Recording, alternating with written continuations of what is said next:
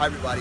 Today in this episode of Border City, we're going to talk about spirits and the supernatural, specifically at a friend of mine's house, where when he first moved into his home, he experienced some unsettled spirits from what turned out to be kids. And we'll go into detail with this interview. He didn't want his face to be put on camera, so as much as you'll be hearing him talk, you won't see him. I wanted to start this episode of Border City at a historic building here in my area, where a friend of mine owns a coffee shop, and he was telling me that in his roasting area, there's been it's an old building.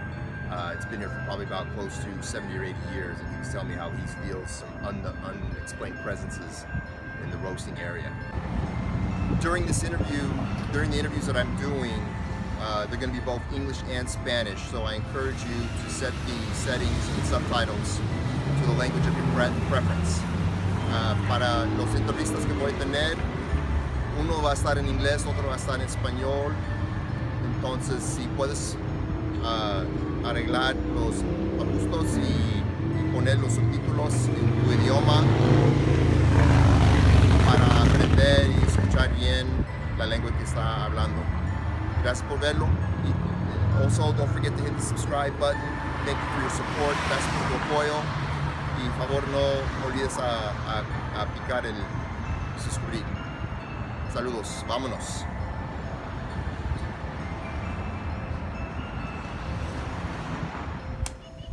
Okay, so I bought this house in 1999, and when I purchased the house, I think that almost immediately I would be taking a shower in the back bathroom, and I would always feel someone grab my butt. So I would feel someone grab my butt, and I would turn around and I would think, oh my, like, what is that? You know, that's weird. So this went on for a couple years. I would have these experiences. And then a few times I saw a hand come through the shower curtain. But of course, we always think our mind is playing tricks on us, and that it was just the wind. You know how the wind will move the shower curtain. So I just kind of dismissed it. But one day the shower curtain thing was so aggressive that it really freaked me out. And I started to think that there was something else going on. So, and then the grabbing of my waistline increased. So then I would really I just started believing. Did you ever hear any voices, like to figure out if it was a male or female? No, I didn't have a clue. All I knew was that when I went in that back bathroom, there was some kind of harassment going on. Tell me about the time that you were in bed and something shook you. Yeah, so I had a girlfriend at the time, and her name was Julia, and I guess she was real sensitive to spirits. So back then I drank a little bit, so I'd go into like a deep sleep, and I wouldn't really wake up. So she would wake up in the middle of the night all the time. I mean, when I say all the time, I mean probably like 5 or 6 times, maybe 7 or 8 times over a couple years, where she would wake up in complete terror. So she would start kicking her feet and yelling and screaming, and then she would curl up in a ball, and then we would be face to face. And I would wake up and she would say, "They're trying to get me. They're grabbing my feet. They're grabbing my feet." And she would be crying, and she would be in, like, it was horrible. What about the time that the spirit shook you while you were asleep? Well, when you were alone? Well, one time I was floating. Yeah, I woke up and I was like in the air, and then I just didn't know what to do, so I started going. I just said, "I rebuke you, I rebuke you," because my mother always said, "Say I rebuke you." And then so I said that, but then I remembered I forgot the part about Jesus. So I said, I rebuke you in the name of Jesus, right? And it worked. And then I just like fell back, and I woke up in the morning, and I didn't know if it really happened or not. But I was scared to death. Like I woke up, like I even called my brother and I told him what happened, and I said, hey man, if anything like this happens again, I'm out of here. I'm not coming back. Selling the house. I'm not gonna sell the house, but I'm not coming back.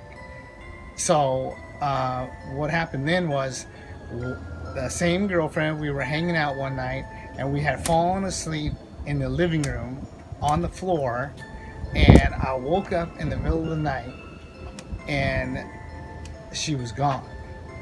And all the lights were on in the house, and the front door was open, and the lights were on. I mean, everything was on.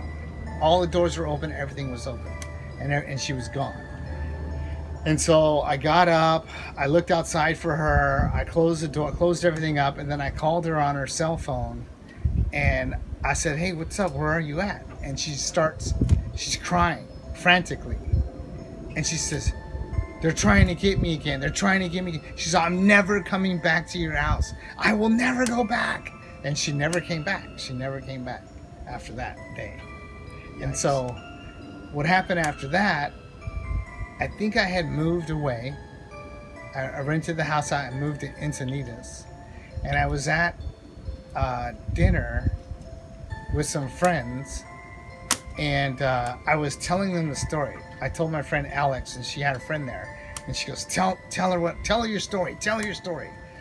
So I said, all right. So I told her the story, and she goes, oh, I know what that is.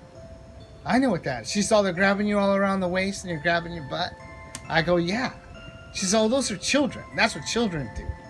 She said, you have children ghosts in your house. And I thought, children ghosts? Like, what is she talking about? Yeah. So I ended up moving back. And that's where I live right now. I ended up moving back. And so I started to have some weird stuff happen again. And I started thinking about it again. I kind of forgot about it. I started thinking about it again. And then my neighbors, my front neighbors were next door, and they could see in my backyard.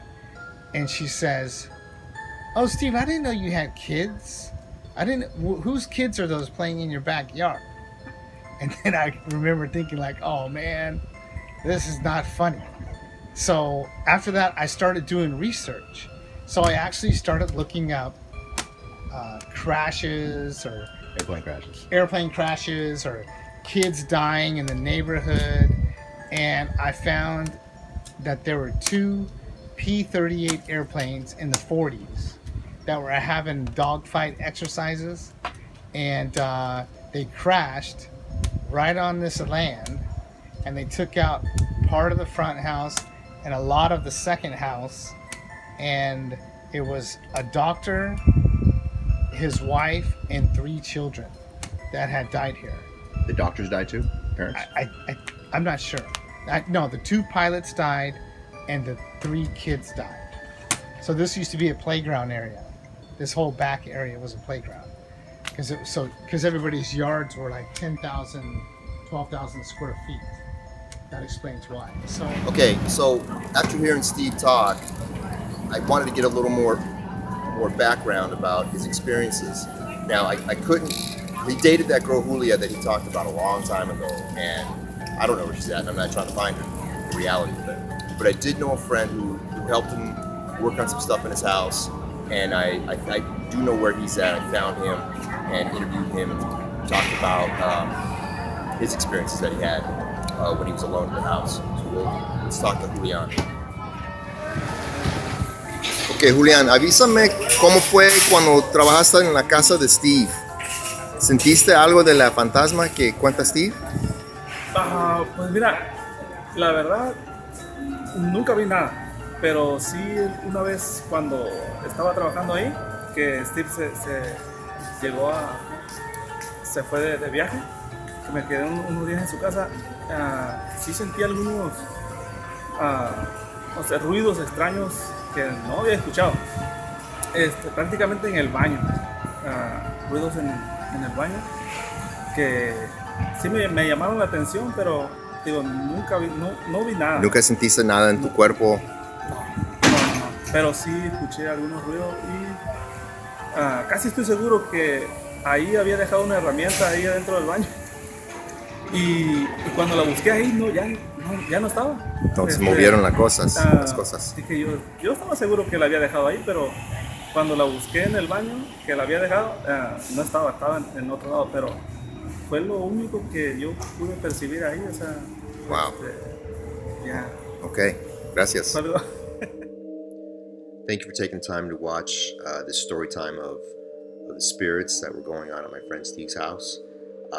Not sure if you noticed, but the article that I posted in the middle of the interview showed a date line in the upper corner of August 19th, 1943, I believe. And Steve had found that article to validate what he was feeling and how his friend told him that there were kids that were pulling at him in his waist area. So that article really kind of made me think twice when Steve would tell me these stories about feeling these spirits at his house. And it was fascinating and spooky all at the same time. If you're wondering, he says he has not felt any of the spirits recently within the past, I want to say 2 or 3 years at least. He went to church and he prayed. And I think he had a pastor or a priest come to his house and pray around the house and the properties. And it helped remove the spirits, I guess. I'm not exactly sure how to define how the ghosts or the kids that were killed in that plane crash are no longer around the area. Hopefully they have found their way to the beyond point that they were trying to get to. I did talk to the owner. Switching gears, I did talk to the owner of the coffee shop that I started at, and although he didn't have the time to show me around where he feels spirits and stuff, he did say that maybe if we can time it right and things work out, that we can do maybe a live stream on Halloween in his back area, which will be it'll be intimidating and fascinating and scary and fun all at the same time. So let's see if we have the courage to do that when it happens, and hopefully it works out. Thank you very much for taking the time to watch this. Please don't forget to click the subscribe button. Muchísimas gracias por ver mi video. Por favor de no olvidar a picar el botón rojo en la esquina. If you have any questions for me, something I missed as far as answering a question as far as the ghosts or what happened when or anything else, please feel free to leave me a comment and I'll answer them as best I can. Si tienes preguntas de cualquier cosa en este video, por favor de dejarme un comentario y te respuesto lo más pronto posible. Appreciate your time and all your support, and we'll see you really soon. Nos vemos muy pronto. Gracias. Thank you.